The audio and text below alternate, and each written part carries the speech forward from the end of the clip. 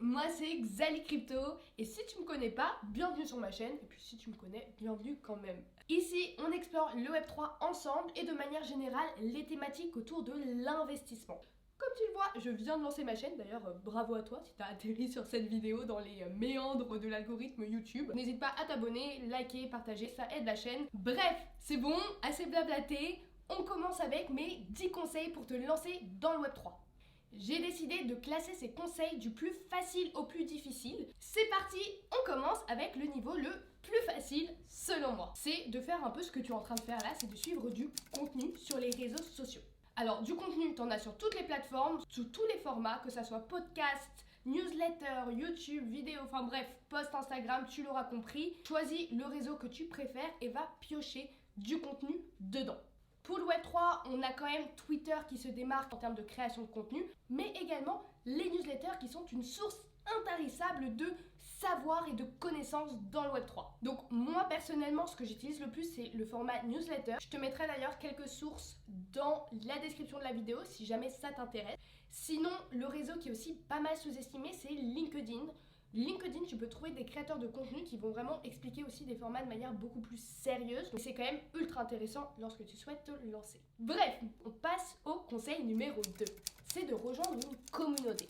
Alors le Web3, c'est vraiment le paradis des communautés. Que ça soit sur Discord, sur Twitter ou sur LinkedIn, les occasions sont nombreuses pour toi si tu souhaites rejoindre un groupe de personnes passionnées. Honnêtement, rejoindre une communauté lors de ton début d'apprentissage, c'est la meilleure manière d'une part de rencontrer des personnes et de deux, d'élargir ton champ de connaissances. Moi, personnellement, et parce que j'adore le gaming, j'ai commencé avec des guildes de gamers, mais fait en fonction de ce que tu souhaites et d'un groupe de personnes avec lequel tu te sens bien.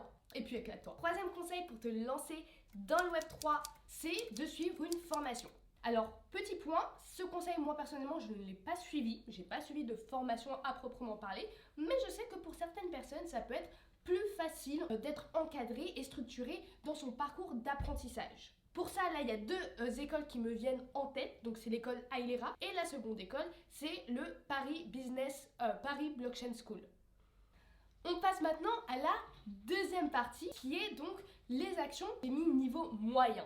Quatrième action, c'est d'aller à des événements. Je te conseille de télécharger l'application Meetup et également l'application Eventbrite. Donc pareil, tu pourras sélectionner et trouver des événements blockchain autour de toi. Et vraiment, c'est le meilleur moyen pour commencer à te familiariser, en tout cas avec certains vocabulaires et certaines personnalités. Cinquième conseil, créer du contenu Web3. Oui, je sais, là tu vas me dire, mais elle a perdu la boule, la Xali là. Je suis même pas expert et elle me dit de créer du contenu. Je sais que ça peut paraître contre-productif et pourtant, je connais plein de personnes qui ont commencé à créer du contenu tout simplement parce qu'en fait, ils voulaient se lancer dans le Web3 et ils se sont dit, bah ok, je vais prendre cette thématique, je vais commencer à faire des recherches pour pouvoir l'expliquer aux autres et en fait, ça permet d'apprendre beaucoup plus rapidement. Donc voilà, conseil très sous-estimé, commence à créer du contenu. Ça te permettra déjà de créer un profil qui sera beaucoup plus crédible lorsque tu chercheras du travail, mais également de te connecter avec d'autres personnes et enfin de pousser tes recherches pour pouvoir l'expliquer aux autres. Et je sais pas toi, mais à l'école, si j'ai retenu un truc de mes études, c'est que lorsque j'étais capable d'expliquer un concept à ma grand-mère, ça voulait dire que j'avais vraiment compris de quoi je parlais. Dernière astuce dans la catégorie moyenne, c'est d'explorer les projets Web3. Donc là, on commence à rentrer dans le dur. Mais donne-moi une meilleure manière de comprendre l'écosystème blockchain si ce n'est à travers les projets qui se bâtissent sur la blockchain justement. Donc actuellement les blockchains un peu à la mode c'est la blockchain Arbitrum ou bien même la blockchain Polygon. Essaye de regarder un peu les projets qui s'y trouvent et tu verras qu'en fait ça va beaucoup participer à ton apprentissage.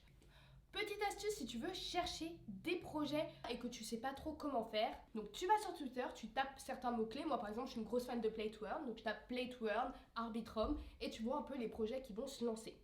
Tu peux également, ça c'est l'autre astuce, aller par exemple sur DexScreener ou CoinMarket et voir les top tokens sur les blockchains. Et ça peut te permettre de découvrir certains projets qui sont tendances. On a fini avec les actions niveau moyen. Et c'est parti pour la partie difficile. Septième conseil, parler à des experts sur LinkedIn.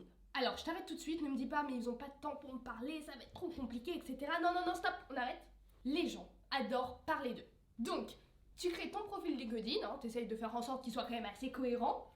et t'envoies des messages, tout simplement. Tu dis bonjour, je m'intéresse à ce secteur, ce que vous faites, je trouve ça génialissime, j'aimerais beaucoup avoir des conseils de votre part ou pouvoir en apprendre davantage sur comment vous avez fait pour en arriver là. Est-ce que vous seriez disponible pour un appel semaine prochaine, par exemple?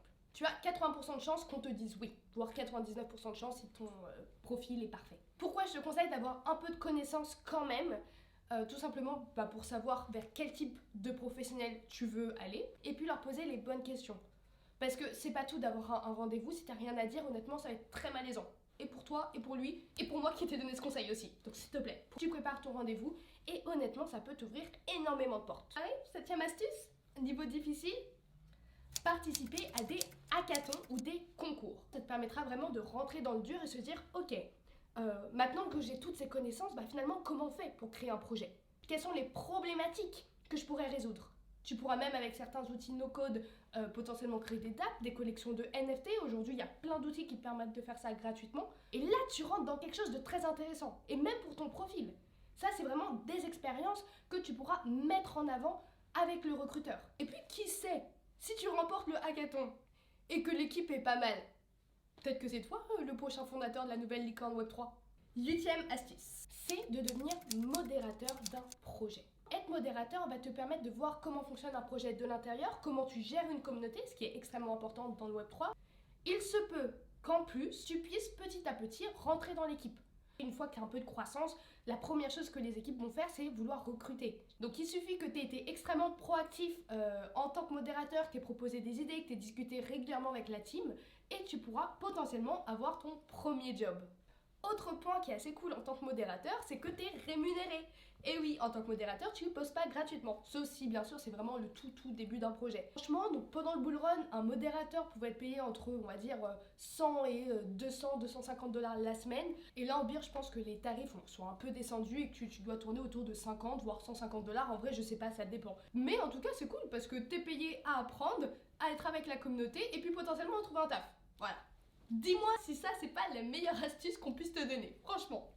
Et enfin, c'est bon, on arrive à la dernière astuce. J'en profite pour boire une gorgée parce qu'on vient de passer quand même un peu de temps ensemble, c'était fort agréable. J'espère que tu as profité.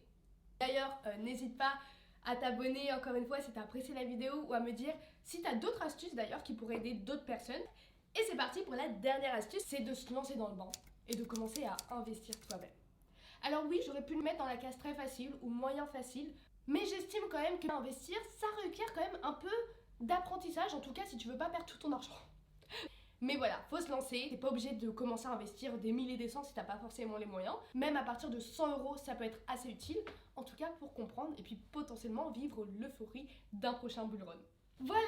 Je sais pas pourquoi je lève les bras comme ça tout le temps. On arrive à la fin de cette vidéo, j'espère que ça t'a plu. Je sors une vidéo semaine prochaine, c'est dit, et je te souhaite une excellente journée!